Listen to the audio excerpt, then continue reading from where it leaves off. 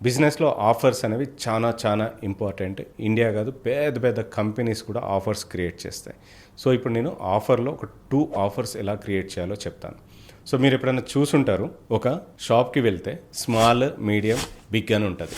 So, చాలామంది medium select చేసుకుంటారు. So, దానికి రీజన్ ఏంటంటే సైకలాజికల్‌గా స్మాల్ అయితే తక్కువొస్తది.